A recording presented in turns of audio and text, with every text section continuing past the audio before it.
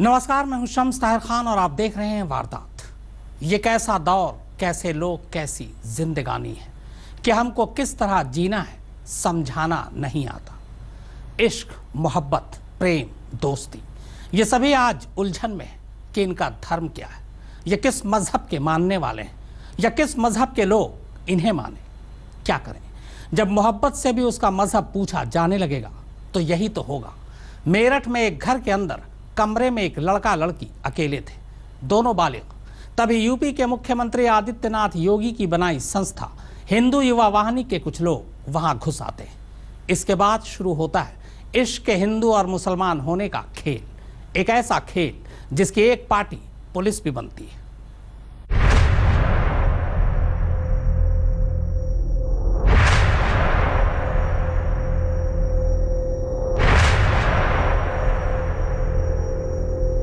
स्पष्ट निर्देश दिया है कि चेहरा देख करके कार्रवाई मत करिए। तेरा नाम क्या है?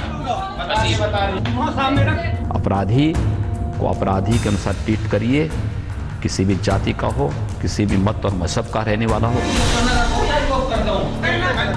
कि अगर कहीं कोई कपल किसी पार्क में या किसी सार्वजनिक स्थल पर या किसी रिक्शे में या किसी कॉलेज में या किसी अन्य जगह अगर बैठे हैं तो अनावश्यक रूप से उनका आई कार्ड मांगना या उनसे पूछताछ करना, अगर इस तरह की कोई शिकायत पाई जाएगी तो उनके खिलाफ भी, अधिकारियों के खिलाफ भी कार्रवाई होगी। वहां से ये सूचना मिली कि दो जो युगल हैं जो विभिन्न धर्मों से संबंधित हैं वो एक मकान में हैं।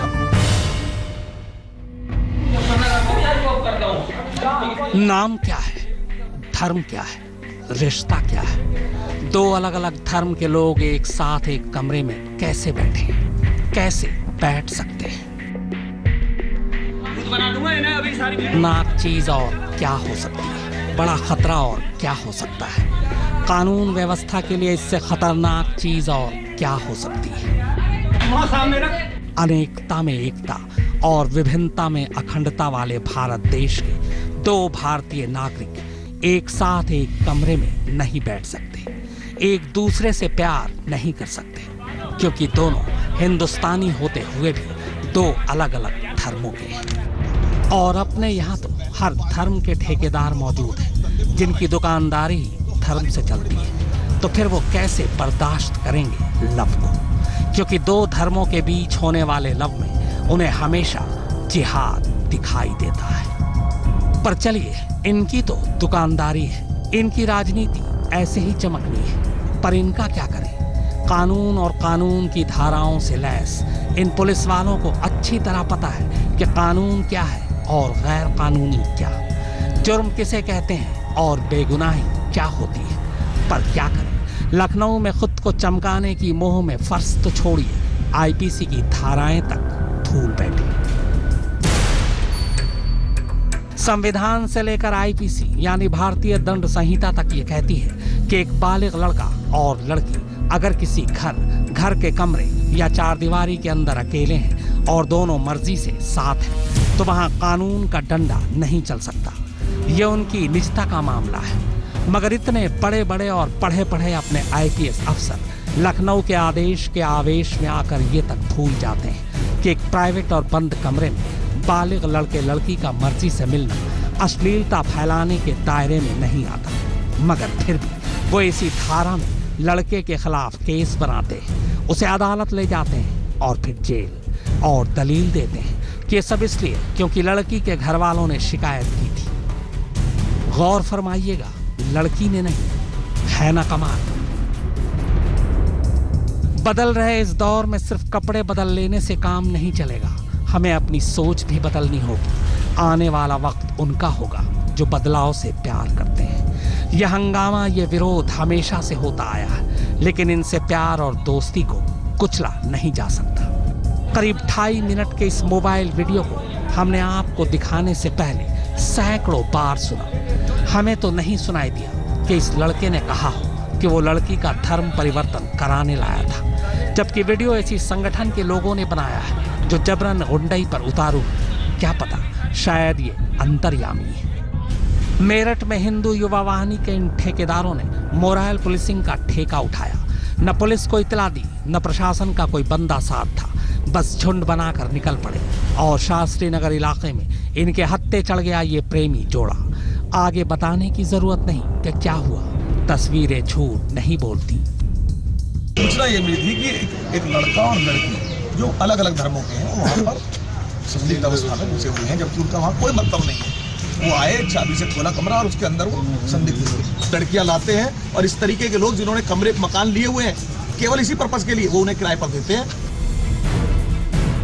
जी, इन्हें इतला मिली थी कि दो लोग एक कमरे में साथ हैं, एक लड़का है और एक लड़की। एक इस धर्म का है और दूसरे उस धर्म का। बस इतना काफी था।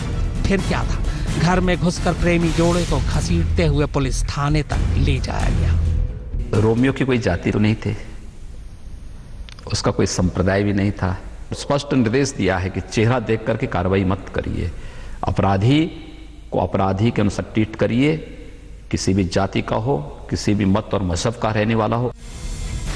अब आपकी जानकारी में इजाफा कर दें कि ये वही हिंदू वाहिनी संगठन है जिसकी शुरुआत मुख्यमंत्री योगी आदित्यनाथ ने गोरखपुर में की थी। आलम यह है कि अब ये पूरे सूबे में समाज सुधार का ठेका लिए घूम रहा है। और सबसे हैरत की बात यह है कि पुलिस तो दूर की बात, ये खुद अपने नेता की भी नहीं सुनते। ये भी सही है कि जिस संगठन के पीछे मुख्यमंत्री का नाम हो उसके खिलाफ तो पुलिस भी कुछ नहीं कर सकती। लिहाजा जब आईजी साहब से इस बारे में पूछा गया तो वो भी जवाब गोल मोल कर गए। एक युवा वाहिनी के सदस्यों ने प्रेमी युगल का जोड़ा पकड़ा है बंद कमरे में, उसका क्या है? उसमें जो विधिक कार्रवाई की जाएगी। सरकार पर सवाल उठना लाजमी है और सवालों के घेरे में अब मुख्यमंत्री हैं। अगर कानून और सरकार ये तय नहीं कर सकती कि लोग अपनी मर्जी से एक दूसरे से मिल सकते हैं या नहीं, तो फिर कौन तय करेगा? क्या अब लोगों से उनका धर्म पूछकर दोस्ती की जाएगी, नाम पूछकर उनके साथ उठा बैठा जाएगा? और किस हैसियत से ये लोग तय करेंगे कि किससे मिलना है और किससे नहीं? अगर ऐसा ही चलेगा तो फिर तालिबान और हिंदुस्तान में क्या फर्क रह जाएगा? मेरठ से मोहम्मद उस्मान चौधरी के साथ आज तक ब्यूरो। कायदा तो ये कहता है कि किसी बालिग को ये पूरा हक है कि वो अपने हिसाब से तय करे कि उसे अपनी जिंदगी किस तरह जीनी है। मगर हिंदुस्तान में ऐसे संगठनों की कमी नहीं जो कानून से इतर अपना अलग कानून चलाते हैं। नियमों को ताक पर रखकर ये खुद तय करते हैं कि समाज कैसे चलेगा। और जब जब ऐसा होता है तब तब कानून और इंसानियत दोनों का गला घुट जाता है।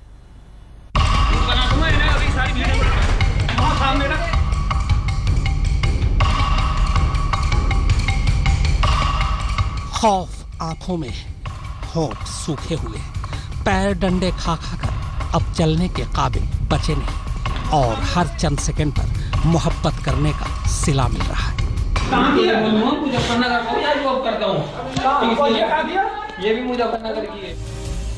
लव जिहाद के नाम पर मेरठ के इस मकान में धावा बोला गया। अपनी अपनी मर्जी से मकान में मौजूद दो बालिग मिले। लड़की ने इस बात की तस्दीक भी की कि न तो उसके साथ कोई जबरदस्ती हुई और न ही वो किसी बहकावे में आई। मगर हिंदू युवा वाहिनी के लोगों को इसमें भी जिहाद नजर आ ही गया और फिर शुरू हुई पूछताछ। तेरा नाम क्या है? असीम। तेरे बाप का क्या नाम है? जोर से बोल। मगर कुटाई को उतावले युवा वाहिनी के लोगों को अपनी आंखों के सामने देखकर युवक ने अपनी जान बचाने की कोशिश की और इस उम्मीद से उसने उन्हें वो बताया जो ये सुनने की उम्मीद नहीं कर रहे थे। मगर फायदा कुछ भी ना हुआ। अब इसके आगे जो सवाल पूछे गए उसे सुनकर आप अंदाजा लगा लेंगे कि समाज को सुधारने वाले इन ठेकेदारों की नीयत कैसी है और समझ क्या है।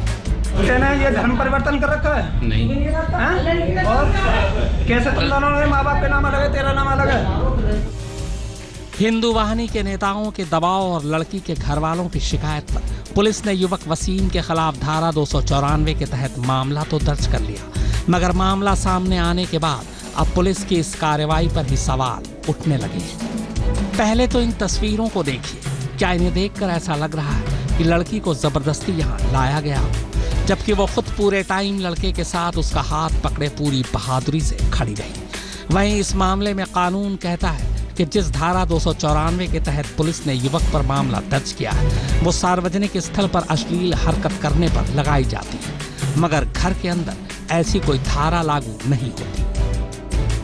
लेकिन अब इतना सब कुछ होने के बावजूद पुलिस ने मुकदमा वही बनाया जो वो बनाना चाहती थी। कहने का मतलब ये कि ना तो कानून टूटा और ना ही गुनाह हुआ, लेकिन फिर भी कागजों पर वो सब कुछ हो गया जो संस्कृति के ये ठेकेदार चाहते थे। मेरठ से मोहम्मद उस्मान चौधरी के साथ आज तक ब्यूरो। इश्क का मसहब पूछने वाले आशिकों को कैसे पहचानते हैं ये भी आपको बताएंगे, लेकिन एक छोटे से ब्रेक के बाद। मुख्यमंत्री योगी की हिंदू वाहिनी के बाद अब आपको दिखाते हैं मुख्यमंत्री जी की पुलिस के बारे में, जो बस आंखें देखकर ही बता देती है कि किसकी आंखें गुस्ताखियां कर रही हैं और किसकी आंखें शराफत में झुक या उठ रही हैं। आंखों ही आंखों में मंचलों को पहचान लेने वाली पुलिस की कहानी भी कम अजीब नहीं है।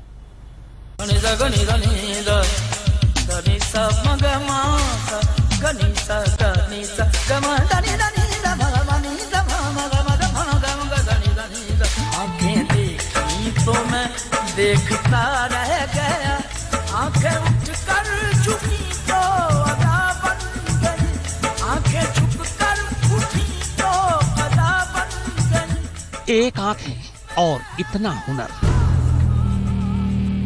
मगर हर आंखों में ये हुनर कहां?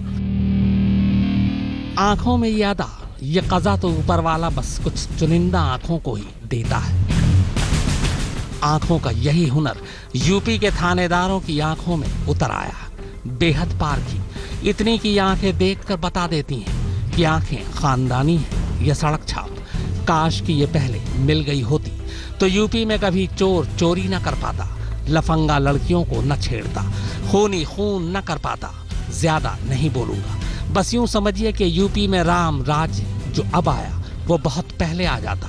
उनके चेहरे के हाव भाव, उनके बॉडी लैंग्वेज, उनके हेयर स्टाइल, गतिविधियाँ जो हैं वो उससे हम लोग वाच करते हैं। संदेहास्पद गतिविधियाँ जैसे कि हम लोगों को देख के अलग हो जाना। यूपी के इन पुलिस वालों ने कह दिया कि वो आंखों से रोमियो को पहचान लेते हैं तो बस बात खत्म हो गई। और हमने तो कई लोगों को कहते सुना है कि यूपी के पुलिस वालों की आंखें नहीं, एक्सरे मशीन है। किसी के चेहरे पर नहीं लिखा होता कि वो रोमियो है, लेकिन हमारे इतने साल का एक्सपीरियंस है, हम आंखें देखकर खड़े होने के अंदाज से पहचान लेते हैं कि कौन शरीफ घर का है और कौन रोमियो है। हाँ, सही तो है। आंखें देखकर अब इतना तो अंदाजा लगाया ही जा सकता है कि राम कौन और रोमियो कौन। आज तक ब्यूरो। तो वारदात में फिलहाल इतना ही, मगर आज तक पर खबरों का सिलसिला लगातार जारी है।